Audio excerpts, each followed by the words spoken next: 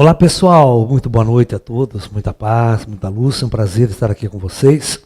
Bom, hoje nós vamos fazer uma análise bastante interessante, né, de um outro ponto de vista sobre a questão desse grande dilúvio universal. Por que todos os textos antigos, todos os antigos têm uma tradição sobre uma destruição do mundo através de um grande dilúvio universal, tá? Muito bem. Só que nem todas as tradições no mundo falam no dilúvio em si. Outras, gigantescos terremotos e afundamentos. Outras, numa grande guerra com disparo de armas nucleares e armas sofisticadas. Como que a gente vai explicar isso, então? Como a gente vai reexplicar Noé na história? Muito bem. Então, vamos fazer o seguinte. Nós temos que reestruturar a nossa linha do tempo, mais uma vez. Tá? Sem essa linha do tempo, a gente não vai entender nada do que aconteceu lá atrás do passado. Vamos colocar hoje. Vamos colocar aqui, né, o ano zero da era cristã. Ok? Vamos colocar aqui 3.000 anos antes de Cristo. Quero que vocês entendam que tudo que foi escrito, todos os livros sagrados que vocês conhecem, foi escrito nesse período aqui, ó. Tá ok? Os Vedas, Platão, Sócrates, tudo entre esses dois períodos aqui. A Bíblia, né? Os textos lá de Zecaria Sitchin, lá dos Anunnaki, todas aquelas coisas, tudo escrito nesse período. Muito bem. Então, quando nós chegamos aqui, 8.000 a.C., eu quero que vocês nós vamos reparar num conceito. Eu quero que vocês prestem atenção nisso que eu vou colocar aqui agora. Ó. Vou pegar desse ponto aqui, até esse ponto aqui, é 5.000 anos. Né? Que período de tempo dá daqui até aqui? 5.000. Ok? Então, agora eu vou colocar um outro tempo aqui, que é 10.000 AC. Né? E vou colocar mais um período aqui, de 5.000 também, que vai dar 15. Então, nós temos aqui, né, dois grandes períodos. Aqui é o intervalo também de 5.000 anos. Vocês vão ver que tem uma coincidência numérica e matemática muito interessante aí. Né? Então, nós só vamos colocar um adendo aqui nesse trecho aqui. E nesse período, que é um período diferente de tudo, tem um período de 2.000 anos aqui. Muito bem. Né? Nós só podemos entender o que aconteceu no passado se nós entendermos o projeto Terra.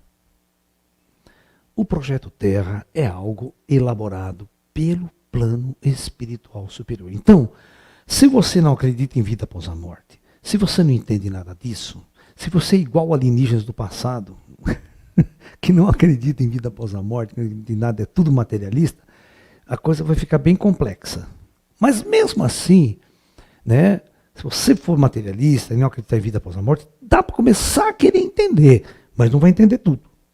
Tá? Então, nós tivemos dois projetos planetários, né, na Terra. Este projeto aqui, daqui até aqui, em suas fases, chamado Projeto Atlante.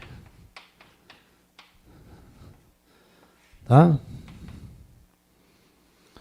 Entendeu? Aí, nós temos uma coisa que chama período de latência.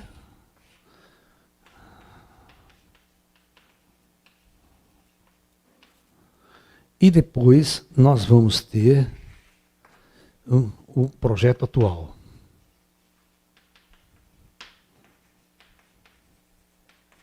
Ok? Então, nós temos o nosso projeto atual. Né? Olhe bem as escalas de tempo para vocês entenderem, né, o que está acontecendo aí.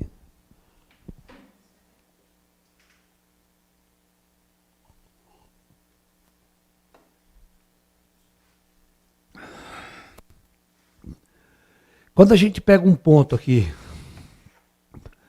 de 20 mil AC, nós vamos ter esse período de latência também.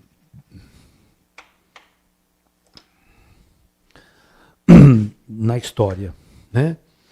Então, olha que interessante. O planeta Terra, ele só é usado como um palco para que seja encenada uma grande peça teatral. Tá ok? Tá?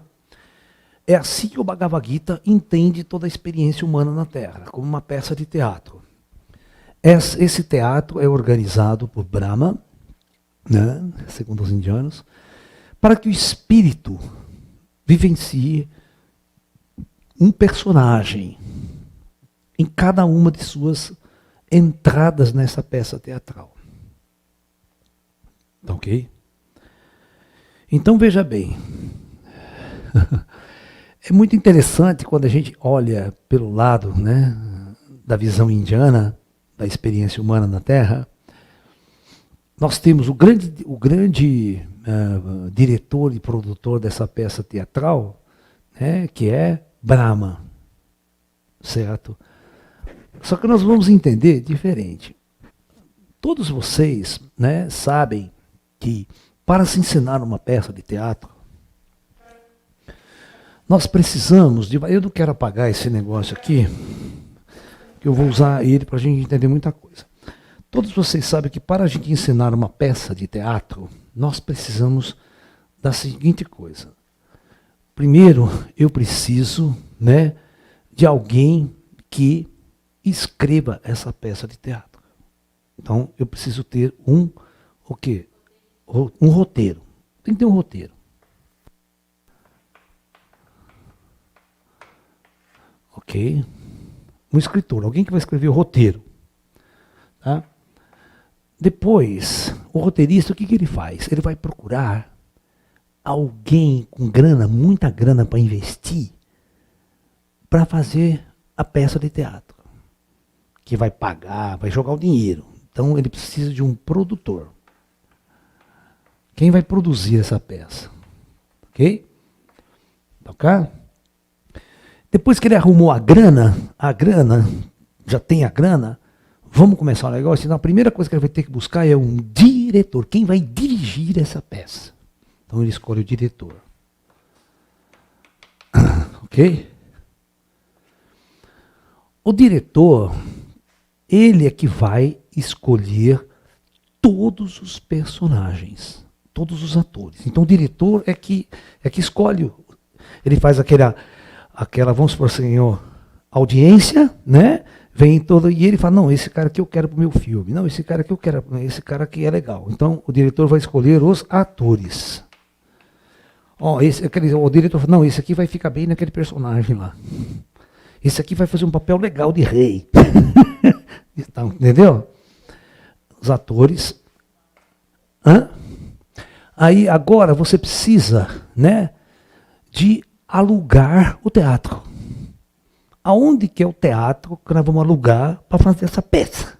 Então eu preciso de um teatro, né, que tenha um palco, certo? Que é o palco teatral, certo? Muito bem.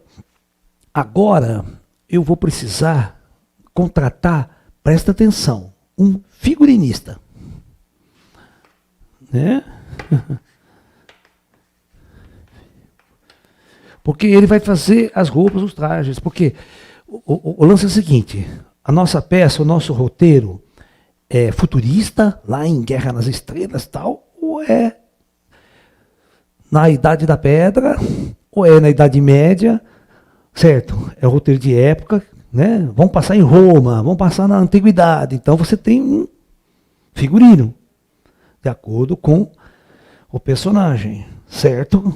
Ok? efeitos especiais, tudo isso vai ter que ter. Bom, então, eu vou mostrar para vocês, né, como tudo isso aqui é o que aconteceu em nosso planeta Terra. O Bhagavad Gita trabalha muito bem com essas ideias aqui. Então, vamos lá. A grande peça que será encenada, será a jornada humana. A jornada humana é o nome. Então,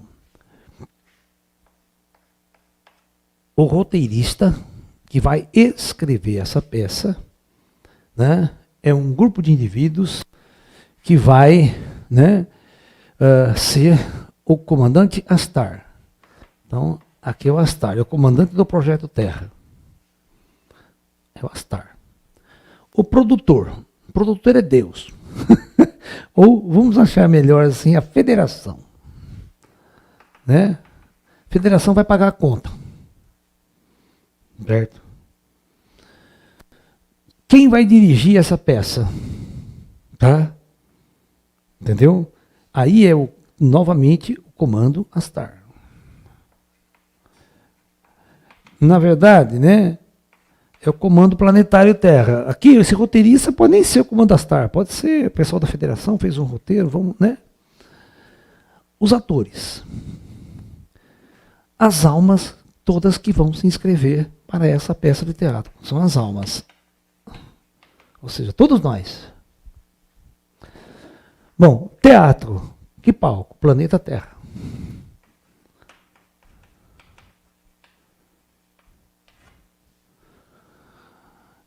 Figurinista, os Greys.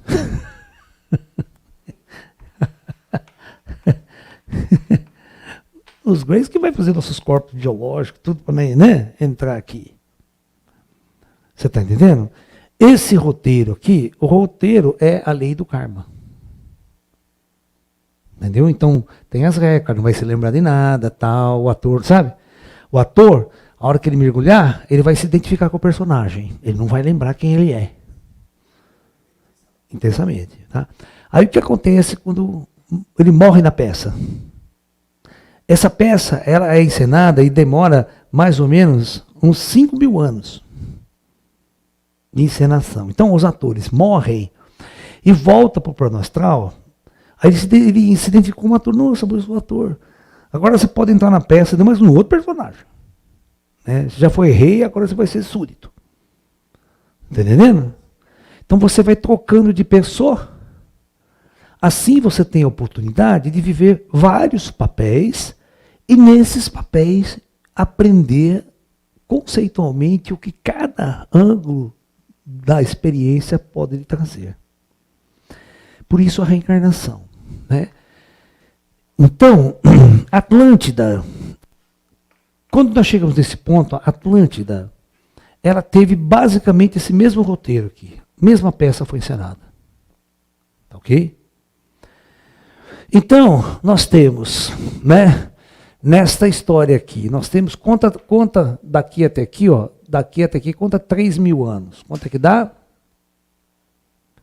13, né, mais ou menos aqui, 13.000 anos.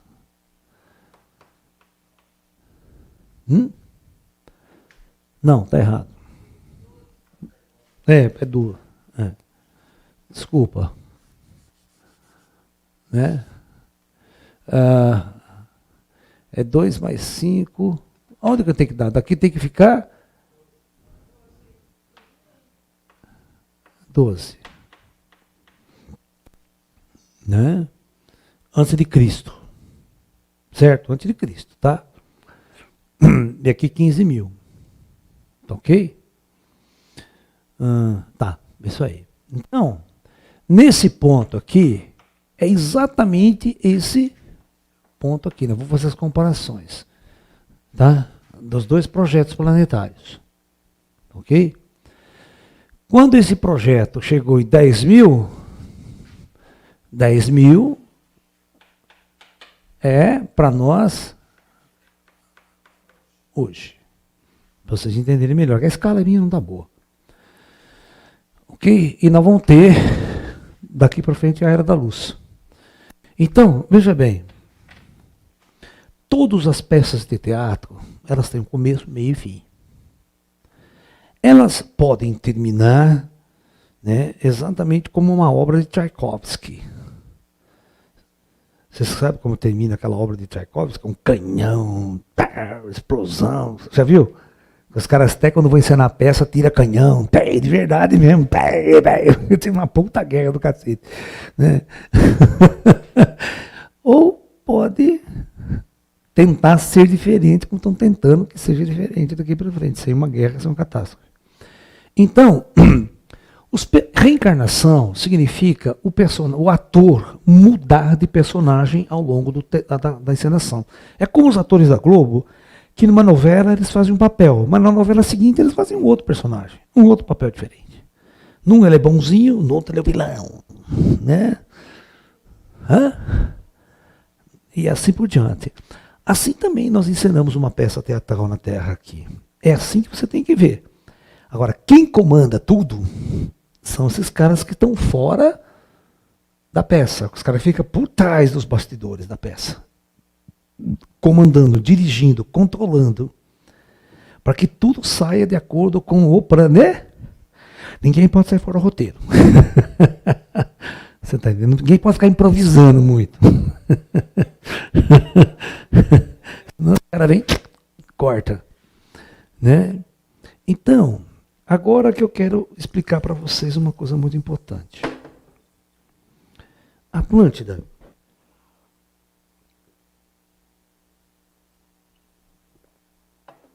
O projeto planetário Atlante,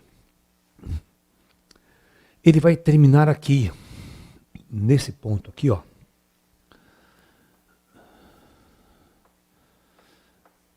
Nesse ponto vai acontecer duas coisas importantíssimas. A civilização Atlante, ela, da mesma forma que nós chegamos nos últimos 500 anos aqui, ó, daqui para frente a humanidade fez isso, em termos científicos, tecnológicos e de população planetária. A Atlântida foi igualzinho nos últimos 500 anos aqui, ó, tá? Nesse período aqui, ela começou aumento populacional, aumento tecnológico. Tá? Então, como nos períodos anteriores, a humanidade sempre esteve pelo ego, pela lei do karma, pelas guerras, invasões, opressões, escravidão. Tá? E o mundo inteiro era povoado, o planeta inteiro, com hordas de espíritos, todo quanto é lado da galáxia também. Okay? Exatamente como nós estamos hoje.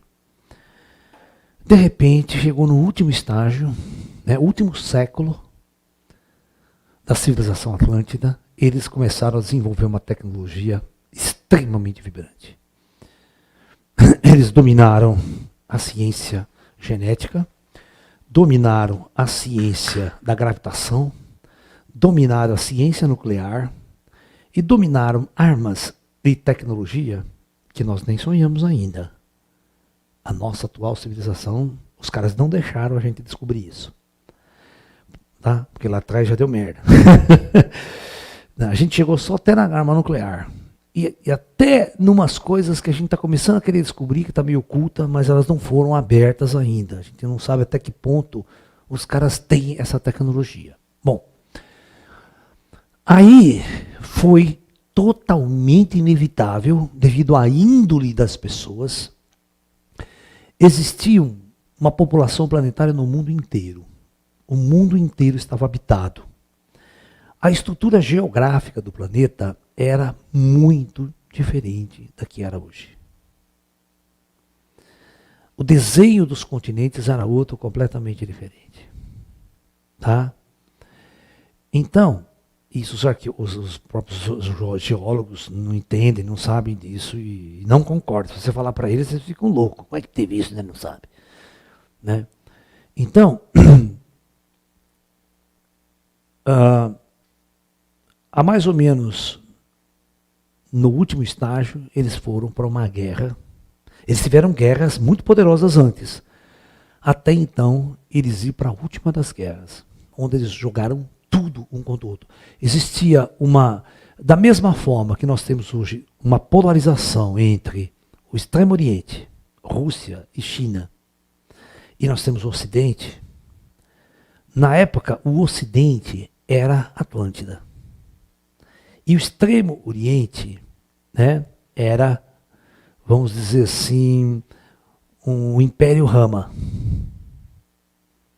Era o Império Rama.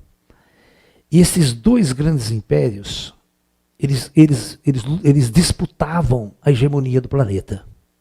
O Império Atlante, economicamente, como hoje a China está nesse quebra-pau para dominar o mundo, e o comunismo dominar o mundo com a ideologia, e uma outra ideologia contrária tentando dominar o mundo do outro lado, um poder tecnológico. Aí essas duas forças entraram numa guerra total sem precedentes. Essa guerra foi tão destruidora, eles foram usando armas cada vez mais sofisticadas. Não foi uma guerra, a guerra da Atlântida, não é que nem agora, uma guerra nossa que durou, por exemplo, assim, nós fizemos uma guerra agora, dura 10 minutos. Eles tiveram o primeiro confronto, o segundo confronto, depois eles foram utilizando armas cada vez mais sofisticadas, até que eles começaram a usar armas de um nível que desequilibrou geologicamente toda a estrutura do núcleo planetário. E isso fez com que houvesse uma catástrofe geológica sem precedentes na história da humanidade. Eles romperam a placa tectônica com um tipo de arma, tá? Que eles perderam o controle. Mas já estava no fim da guerra, o mundo já estava praticamente destruído, com as armas usadas anteriormente. Tá? Aí foi exatamente a movimentação gigantesca das placas tectônicas. As placas tectônicas são sistemas de gangorra. Elas fazem esse movimento. Quando uma parte afunda, a outra levanta. Então, quando a Atlântida estava na superfície, o sistema era assim. Aqui no bico era Atlântida. Quando houve o confronto, quando houve essa destruição, o continente fez isso aqui, ó, a placa afundou e levantou aqueles dois lados lá, e na outra ponta também baixou. Então o planeta inteiro foi movido. Você está me entendendo? E essa catástrofe, ela provocou maremotos que inundaram continentes, que inundaram tudo que vocês possam imaginar. Então, quem estava na zona costeira se foi direto. Mas quem estava longe das zonas costeiras, o que eles perceberam? Eles perceberam simplesmente o clima mudou completamente. De uma hora para outra o clima mudou e começou a chover, raio, tempestade, tal. E a inundação dos oceanos inundou tudo. As zonas geladas que eles tinham, que tinha zonas de gelo, derreteu e o nível do mar subiu para caramba. E as zonas que eram baixas, ficou toda inundada. Quem estava nas zonas costeiras já se ferrou de jeito, porque o mar invadiu com tudo, né? E esses terremotos, eles não aconteceram tudo uma vez. Uma vez afundava aqui, amanhã quebrava lá. Ficou meses e meses essa destruição.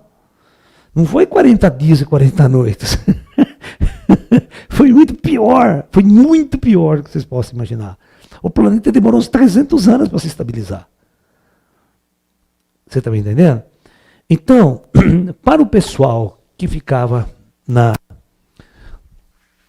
Deixa eu explicar para vocês como é que funciona, onde veio Noé. Amanhã eu vou te explicar mais ou menos. Hoje eu estou explicando o grande dilúvio. Amanhã eu vou explicar a história do Noé. Quem foi, na verdade, Noé? Ele existiu. Tá? Então, vamos lá. Eu preciso que vocês entendam uma coisa. Né? Porque esses povos, eles fazem profecias de dilúvio, mas os maias não fazem profecia de dilúvio. Né? Muito bem. Então, se nós pegássemos mais ou menos como eram, né, lá atrás, nós não tínhamos Amazônia.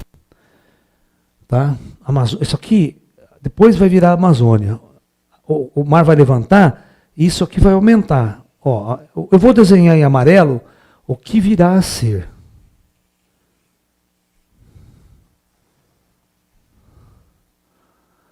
na América do Sul, pra vocês terem uma ideia. Esse aqui é o que era. Ele tinha muito menos terra. Aqui ficava a Atlântida, um grande continente. Aqui ficava um outro continente, chamado Hiperbóreo.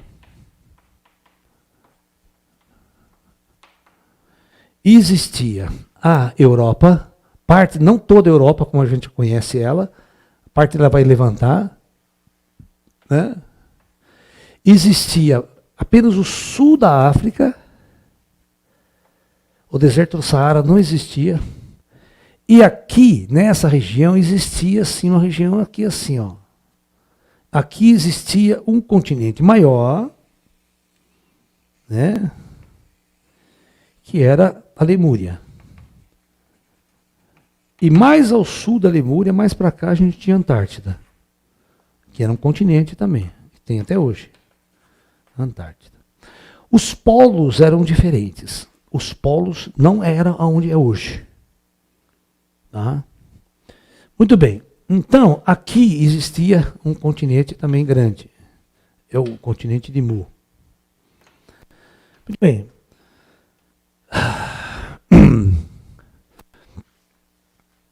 Essa região aqui, que é Afeganistão, que é Índia, tá? Então, aqui é a Índia. Aqui tinha o Império Rama. Esse Império Rama, ele tomava toda conta disso aqui, olha, era grande babu. Certo? Parte da Europa, tudo tal. Bom, então, quem escreveu essas histórias, então quando houve a guerra dessa turma aqui com essa turma aqui, ela começou a afetar o mundo inteiro. Quando eles lançaram as armas mais sofisticadas que afetou a geologia do planeta, aqui era a faixa. Esse verde aqui, eu vou colocar todo verde aqui para vocês entenderem como é que funciona.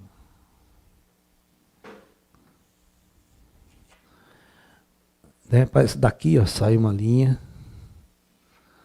aí aqui sai uma outra linha. Isso aqui, vai sair uma linha daqui, vai fazer isso aqui, ó. Tá?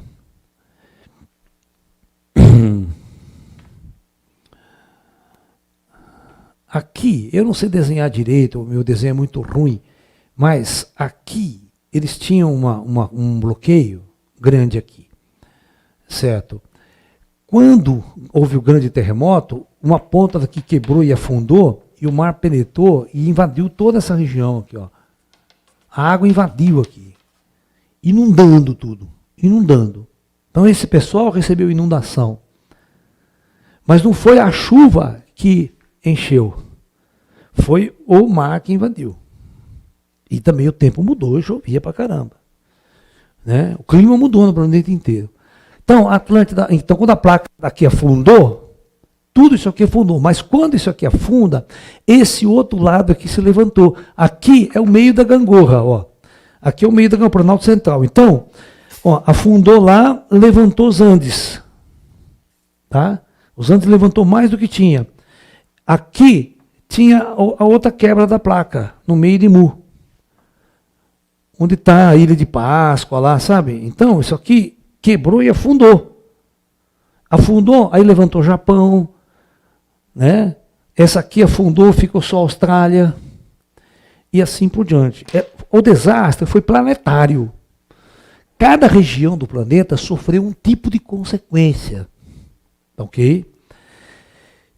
Mas só que isso aconteceu, pasmem, a hora que os caras estavam, que os hindus foram fazer os textos dele, os bíblicos foram fazer os textos deles, isso já tinha acontecido há quanto tempo atrás?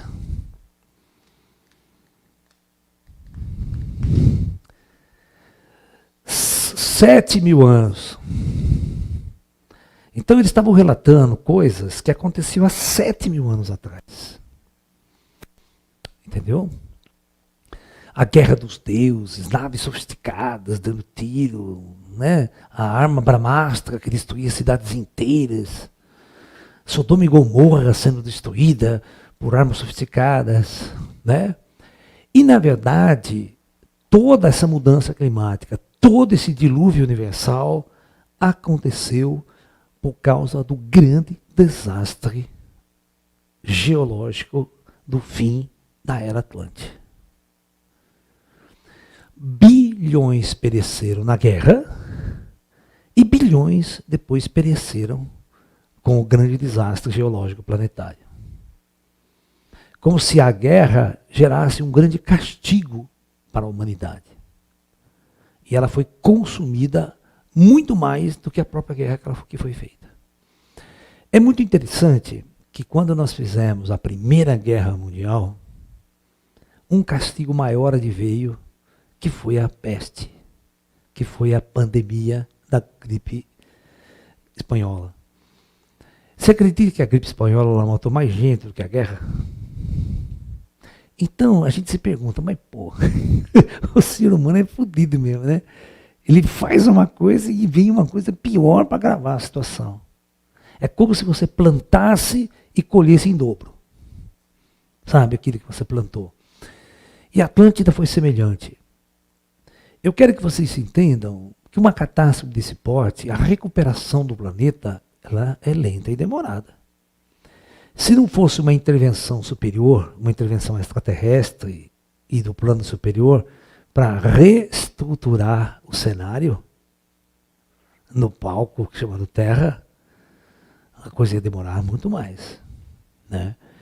Então, após o afundamento da Atlântida, após a destruição de praticamente tudo que estava na superfície, poucos locais no planeta não sofreram nenhuma consequência, né? Os cientistas Atlântidas, existiam muitas pessoas na Atlântida, que nem o Lalá, médiuns paranormais, conversando com o espírito, e que sabia que ia ter uma guerra nuclear, sabia que ia ter um apocalipse. Tá? Não se esqueça, isso é a base daquilo que a gente vai discutir amanhã.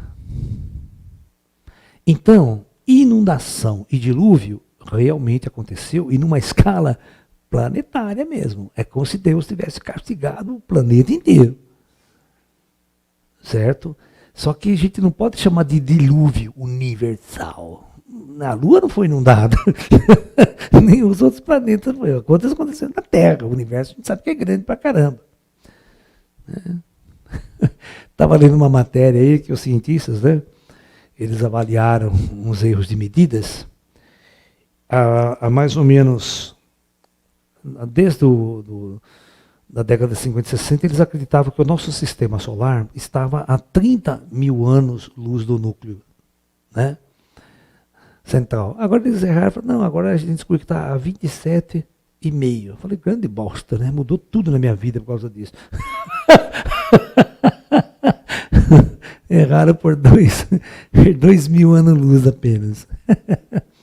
Não, a astronomia é assim, cara. Você tem que errar um pouco, mas não faz diferença nenhuma na nossa vida.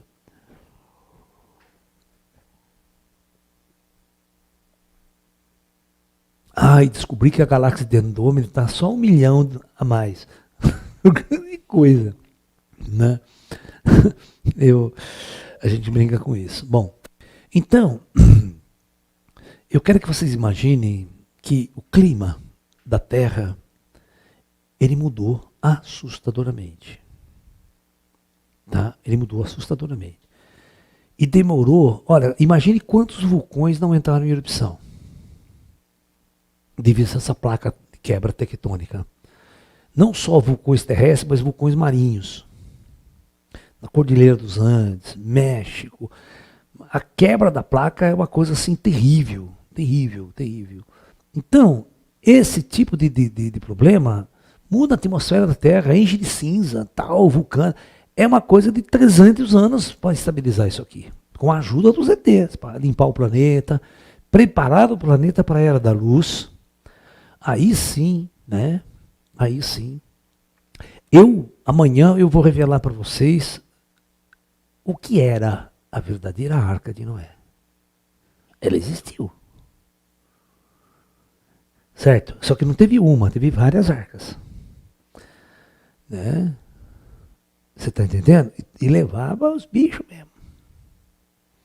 Amanhã eu vou explicar direitinho como tudo isso aconteceu. Tá? e a gente vai entender melhor essa coisa. Então o dilúvio realmente ele aconteceu, mas ele aconteceu de um jeito diferente. Quem era Noé? Também eu vou dizer para vocês quem que era Noé. Sabe? Noah. Entendeu? Pergunta, Ju. Ela pergunta, professor, tiveram sobreviventes? Como foi os últimos dias dos sobreviventes? Bom, houve sobreviventes, sim. Sobreviventes só quem estava em bases e locais seguros. Aqueles que estavam à mercê do tempo e do espaço não sobreviveu. Tá? Professor, o computador Atlante para esse nível tecnológico era quântico? Podemos dizer que sim. Podemos dizer que sim. Professor, os avatares que conversaram com os espíritos foram resgatados antes da guerra por naves dos ETs? Você está falando lá em Atlante? Hã? Não, os avatares, eles vieram num período anterior à guerra. Nós tivemos 2 avatares na Atlântida que vieram num período anterior à guerra, né, tentando fazer um resgate do máximo de pessoas possíveis para a consciência da luz. Tá? Mas eles não impediram a grande guerra. E depois também não impediram a grande catástrofe. Tá? Porque foi o livre-arbítrio da própria humanidade e dos próprios líderes que existiam. Né? Levou praticamente o planeta à extinção. Professor, o homem encontrará algum vestígio da Atlântida? Vai encontrar muitos vestígios da Atlântida. Já está encontrando, tem muitos vestígios aqui. Tá? As próprias pirâmides, as próprias construções aqui no Peru, na Bolívia, né? Aquelas pedras gigantes, Stonehenge, por exemplo, era uma coisa lá na antiguidade, não tem nada de primitivo antigo arrastando pedra nas costas, enfiando pé de 2 metros de altura. Tá? Você tem que entender que gente primitiva que está naquele período lá, só fazia tijolinho de barro, só, sabe? E botava lá. É muito mais fácil ficar carregando pedra para quê? Tem que ser tonto para carregar pedra e enfiar lá em cima. 3 mil neguinhos arrastando pedra, para quê? Né? Faz um tijolinho por tijolinho, né? Sai do mesmo jeito o negócio. Eu quero que vocês entendam hoje, os nossos prédios de 200 andares é tão eficiente, não precisamos de pedra, para que precisa de pedra? Tem concreto, não tem ferro, não precisa ficar gastando pedra nas costas, botando. Vocês estão entendendo? Hã?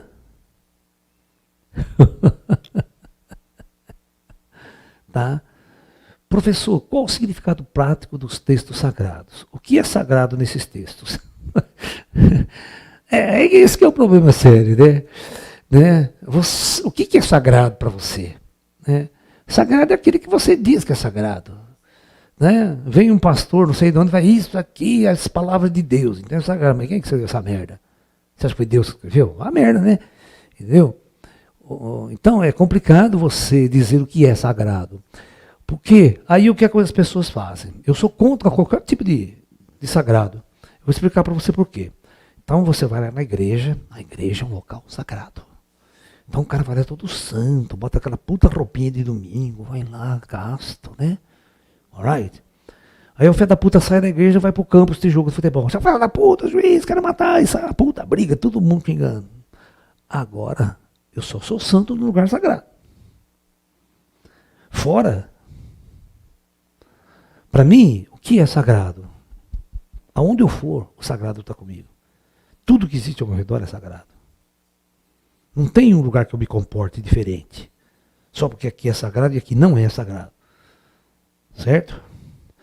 O verdadeiro sábio, ele vai na igreja e se comporta do mesmo jeito quando ele vai no puteiro. Estou falando sério. Não. Jesus ia nos puteiros. Se Jesus ia, por que eu não posso ir? Né? Mas com a boa intenção, vamos converter as putas. Né? Não é para, né? Que nem o Jesus, né? Você sabe por que o Jesus ia no puteiro e não ia nas igrejas? Estou falando sério. Tá?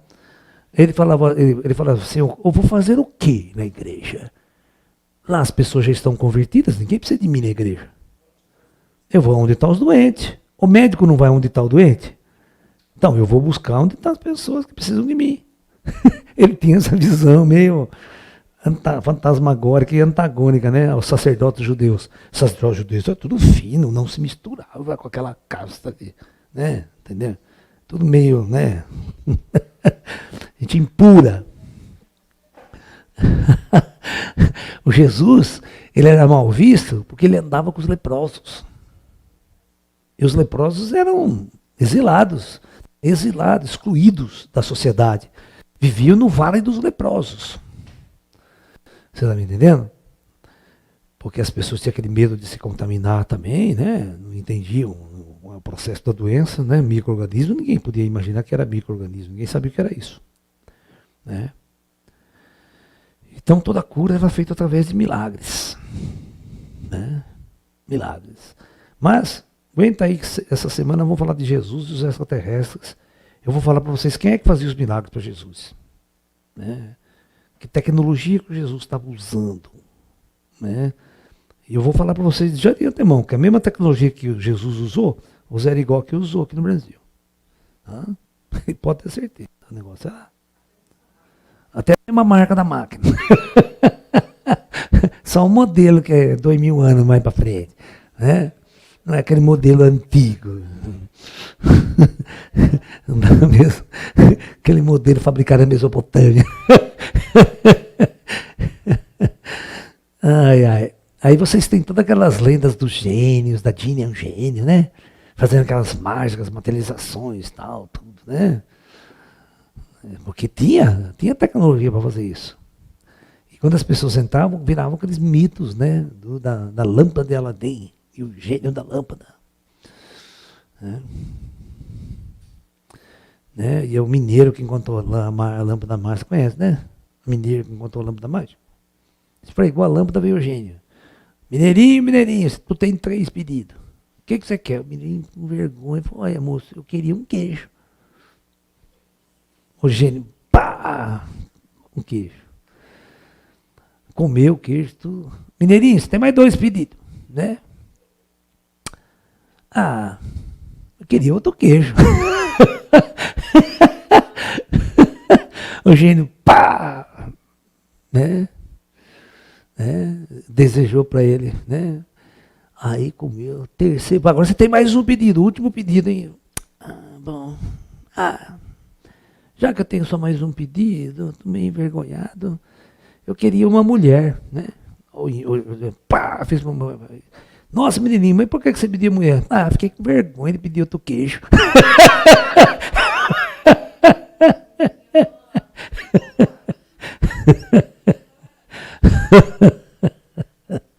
Tá vendo? Mineiro é fogo. Eu queria um queijo.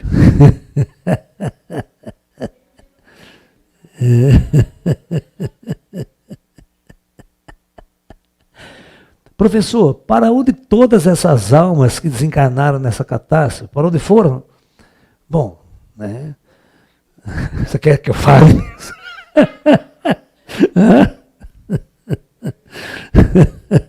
Não, nós estamos. Brincadeira tem hora também, né? É o seguinte: isto se chama o fim de um ciclo planetário.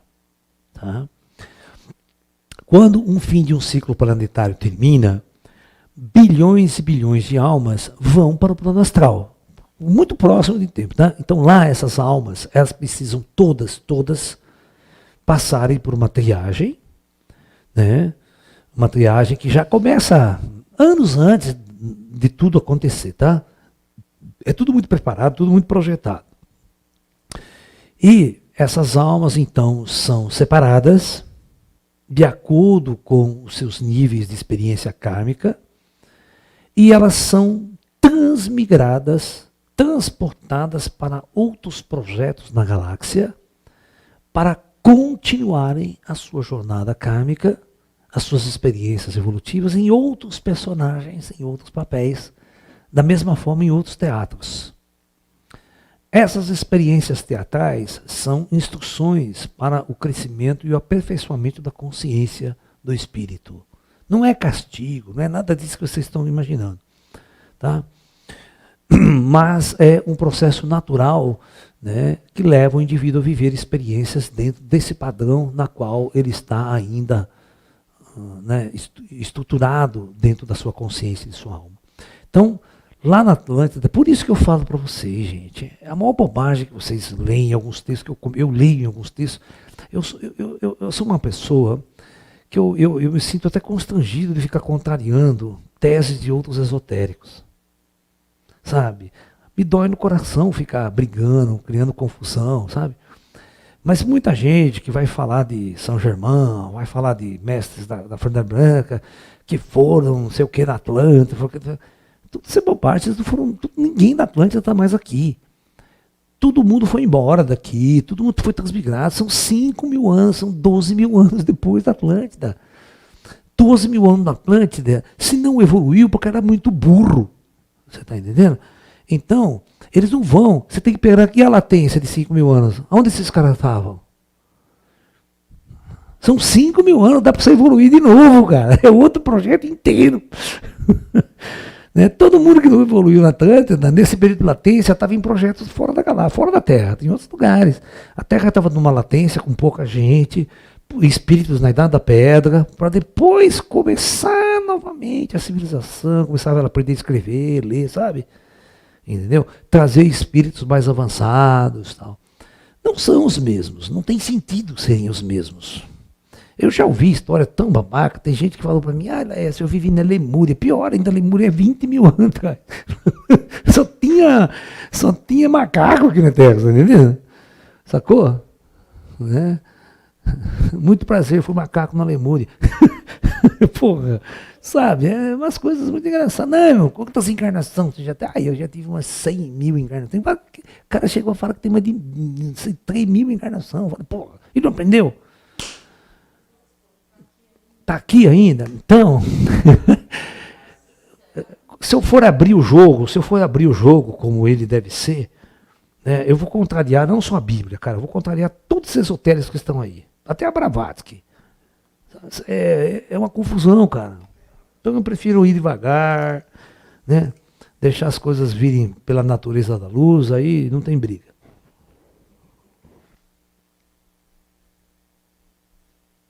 Professor, os vestígios de tecnologia funcionando, serão os ETs quem vão dar os insights para encontrar? Não é assim que funciona.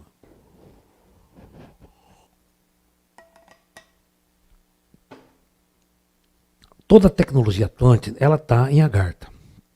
Tá? E outra, prestem bem atenção numa coisa que eu vou acabar de falar para vocês. Eu não sei, acho que vocês não raciocinam. Tudo isso aconteceu há 12.000 anos atrás. Vocês sabem o que é 12.000 anos atrás?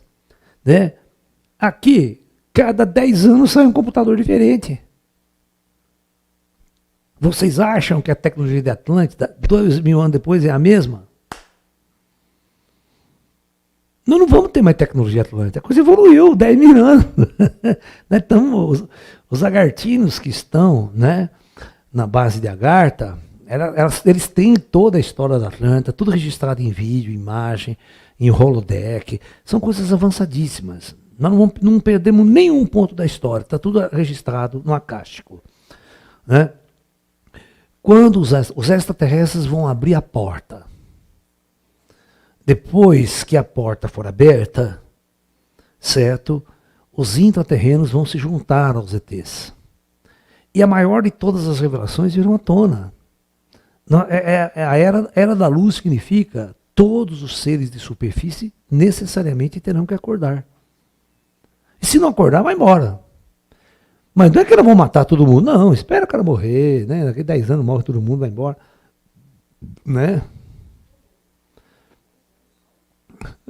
Daí, tá bom.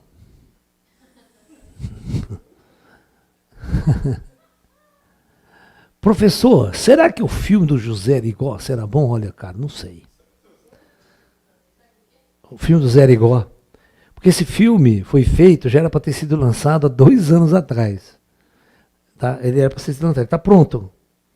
Está prontinho. Aí, eles iam lançar o filme, acontece o negócio do João de Deus. Ah, puta, segura firme. Aí eles iam lançar em junho desse ano. Aí deu a pandemia, parou. O filme está parado. Investido, está prontinho para ser lançado. Professor, se tiver uma guerra nuclear, pode haver outro dilúvio? Pode. Pode haver outro dilúvio. Pode haver uma outra quebra. Né? Havia globalização mundial na época, canais de comunicação, internet. Olha, havia, mas não parecida com a nossa aqui, era um pouco diferente. Tá?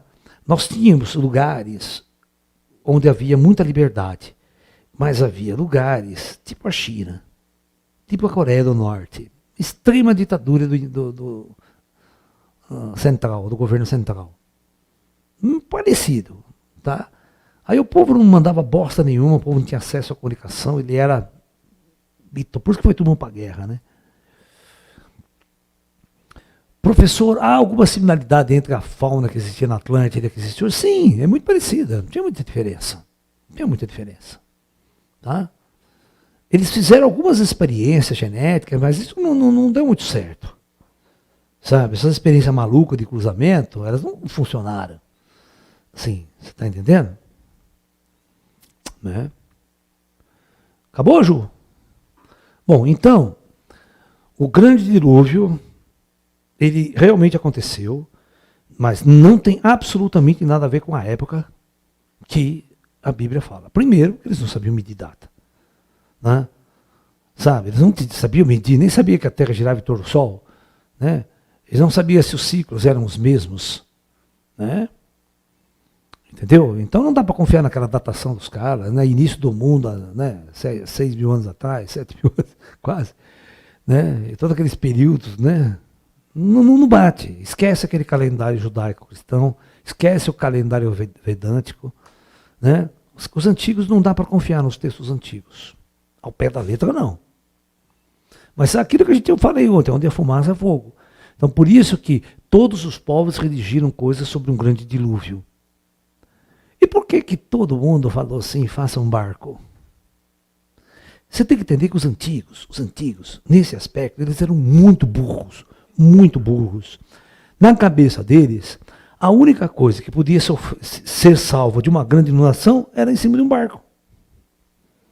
Eles não entendem outra coisa, não tem na cabeça dele. E você tem que entender que naquela época, o material que eles tinham na cabeça era madeira, então tem que fazer um barco de madeira. Uma civilização que não conhece nem o bronze ainda, não conhece o aço, nem ferro, né? Vocês sabem qual é a diferença de aço? Né? Por que chama a idade do bronze? O que é o bronze? Vamos ver se vocês sabem. É o primeiro metal a ser trabalhado pelo ser humano. Né? Por isso que chama a idade do bronze. Antigamente era a idade da pedra. Tudo era feito de pedra, igual o Fred Flintstone. Você viu o desenho? Tudo, tudo era feito de pedra. O carro, a roda de pedra, tudo era pedra. Cornofone, tinha um cornofone. Né? O cornofone era o telefone deles lá, de corno, de corneta. Né? Tudo era feito de pedra. Então, o lance é o seguinte, eles descobriram naturalmente dois materiais nas rochas, né, que é o estanho e o cobre. São materiais que dão muito na superfície, fácil de você trabalhar eles, entendeu? E o cobre é muito mole, é um material que você bate o martelo e maleável. O estanho, então, eu acho que... Quanto que ele funde? 200 graus, Carlão? Né? Eles conheciam chumbo também, o chumbo eles começaram a conhecer. Então, as pessoas viam, o que eles viam? Quando o vulcão entrava em erupção, eles viam que aquilo lá, saía aquela lava, coisa quente, e de repente aquela merda endurecia e virava duro pra cacete. Então tudo é uma experiência natural. O cara falou, pô, esse negócio é duro, mais duro que a pedra. Né? Então eles começaram, né, a estudar o estanho, estudar o cobre, e numa mistura, né, de cobre com estanho, é que vem o bronze. E o bronze dá uma liga mais dura que os dois. Você está me entendendo? Então, isso, e os dois se fundem a baixa temperatura. De quem? Do estanho e do cobre. Porque tem que juntar os dois. Né, Carlão? Você que fez colégio técnico. De mecânica. Né?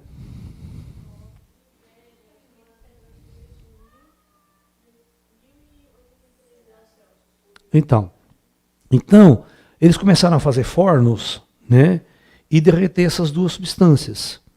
E nessa mistura, né, eles conseguiram fazer o bronze, que é um metal amarelo, bonito, polido, ele parece ouro. Tá? Você está me entendendo?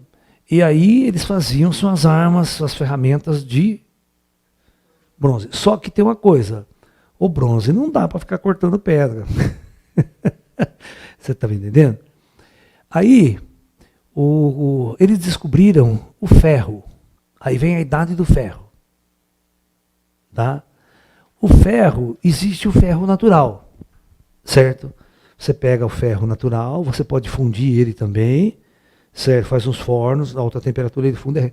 Mas o ferro fundido, né, quando ele endurece, ele é uma bosta. Ele quebra com facilidade. Tá? Ele é muito duro. Ele serve para algumas coisas, mas para impacto, para coisas assim, pode esquecer. Então não servia para armas, não servia para coisas de guerra, porque ele quebrava, esfarelava. Né? Ferro fundido é assim. Né? Então, você sabe qual que é a diferença do ferro para o aço? Que o aço é foda, o aço. Assim, aí não tem essa, aí todas as espadas, a madeira é feita de aço. Né? O aço é um material, né, descoberto pelos ferreiros antigos, né, os ferreiros japoneses, tal, né? É uma liga especial de ferro com carbono. Quanto mais carbono você tem na mistura, você tem um processo, né, um processo de endurecimento deste material. Você tem aço nas mais diversas composições. Então hoje, se a gente vai no mercado aí, a gente compra, a gente pede o aço 1020. Esse 1020 é o aço de construção, que você entorta o ferro com a mão, tem uma maleabilidade e tal. Né? É um aço barato. Aí você tem o 1030. Né? Aí você tem o 1040, você tem o 1050. Isso aqui é a porcentagem de carbono. Você tem 20%, 1010, tem o 1010 também. A porcentagem de carbono na mistura. Certo? Ele dá uma dureza. Aí, os caras descobriram tratamento térmico. O que ele fazia? Ele pegava a espada, né, fazia aquela liga de aço, aí eles esquentavam, né, derretia, ficava fervendo, eles vinham e martelavam. Porque os negros naquela época, como é que ele vai fazer uma lâmina, porra? Não adiantava você pegar o ferro derretido, né, jogar assim numa lâmina. Tá, ele entortava, ficava mole, né? Você afiava ele, dava duas bandas para falar tudo dentro, não tinha dureza. Então o que o cara tinha que fazer? O cara tem que ser inteligente. Ele precisava de uma espada, a espada não pode quebrar. Eu tenho que bater e ela não pode quebrar. Ela tem que ser maleável. Mas ao mesmo tempo ela tem que ser rígida para o corte não quebrar o corte. Então, os técnicos, né, os ferreiros da antiguidade, eles fizeram uma espada assim, presta atenção, que é a espada japonesa, tá? Eles pegaram a parte interna, eles fizeram com um tipo de aço. E a parte externa, ele dava um tratamento térmico chamado cimentação. Né? A gente em metalurgia chama cimentação. Eu pego, esquento e bem rapidamente eu meto no óleo, eu esfrio rapidamente. O aço ele endurece externamente, assim. E aí ele dá um corte, cara, né? Nem lima, você não consegue nem limar depois, viu, Carlão? Você passa ali e a lima escorrega. A lima não come esse aço mais. Então, isso, eles foram descobrindo e experimentando, sabe? E aí eles começaram, por isso que o japonês dobra 1000 vezes o ferro, bate, dobra, até fazer uma lâmina específica, porque ele precisa fazer essas montagens. Aí eles fazem várias camadas, vários tipos de cimentação de dureza. Ele tem uma arma excepcional. Os caras demoravam 1 mês, 2 meses, até 3 meses para fazer uma espada. Né? Os ferreiros. Então, e essa, tudo é uma tecnologia que já na antiguidade eles descobriram. Né? É só as ligas especiais, que precisam de fornos de 3, 4, 5 mil graus, eles não conseguiam fazer lá atrás. Né? Então, os antigos não conseguiam fazer uma temperatura muito alta. Tá? Então, essa era a dificuldade dos antigos fazerem metalurgia sofisticada. Né? E o ferro é uma das coisas que a gente tem tanta abundância no planeta. Você vê, os caras usam ferro em tudo, mas não cabe o ferro, essa porcaria. Né?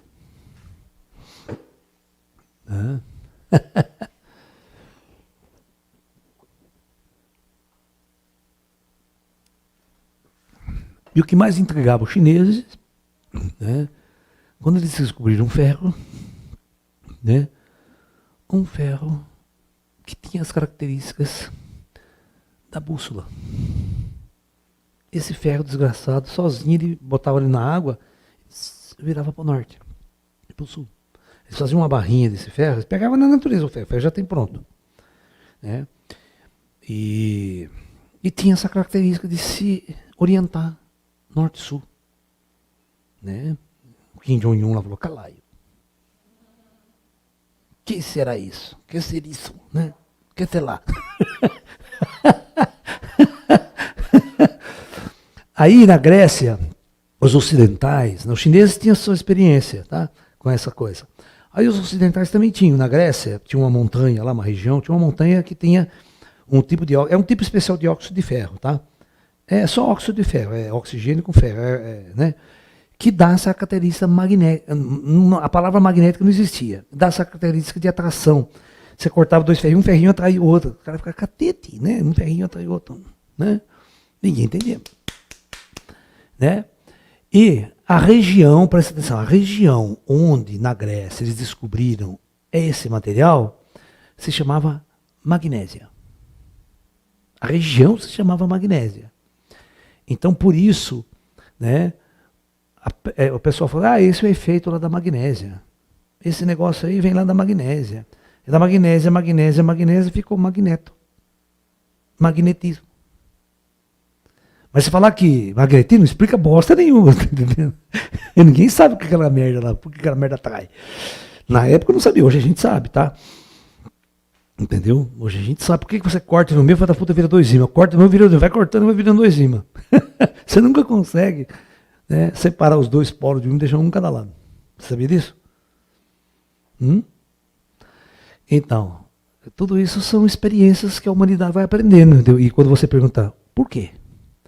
Você sabe que o que o levou o Albert Einstein a fazer a teoria da relatividade dele foi pegar um ímã de criança. Falou, calaio, né? O que tem essa porra aqui? Né? Isso mudou a cabeça dele. Né? E ele foi descobrindo tudo que descobriu depois, porque ele ficou entusiasmado com o ímã. Ninguém explicava o ímã. Né? Cada geração de convívio na matéria, incluindo família, parentes, amigos, é como se migrassem para o mesmo espaço. Tipo, a turma da Era Atlântica era uma dessas eras, e dessa era, sim, hoje não tem nada a ver com aquela 12 mil anos atrás. Certo? Inclusive, por quê? É por isso que ninguém sabe de nada. Porque não tem nada a ver uma coisa com outra. Aquela experiência foi, acabou, terminou, o planeta foi limpo, né? Os engenheiros vieram que limparam tudo, né? Os faxineiros, depois acabou a peste teatro, vem tudo limpando, acaba o carnaval no Rio, vai todo mundo sambando, limpando aquela porra lá, né? Você desmonta a arquibancada, desmonta tudo, não deixa nada. Foi o que aconteceu na Terra, né? Não tem nada, é outro povo, outras almas, outros seres, outra história. Né? O projeto pode ser semelhante, mas, né? Os caras não vão vir aqui para viver a mesma coisa duas vezes. Tá? Não tem sentido. Certo, então? Tem mais uma? Põe aí então, Maria. Já falei essa daí. Já? Você está dormindo, minha filha. Acabou? Então amanhã nós vamos descobrir quem foi o Noé. Hoje nós descobrimos o que foi o dilúvio. Amanhã nós vamos discutir quem foi Noé e sua arca. E como que ele levou os bichos dentro da arca. Grandes revelações. Namastê, pessoal. Até amanhã.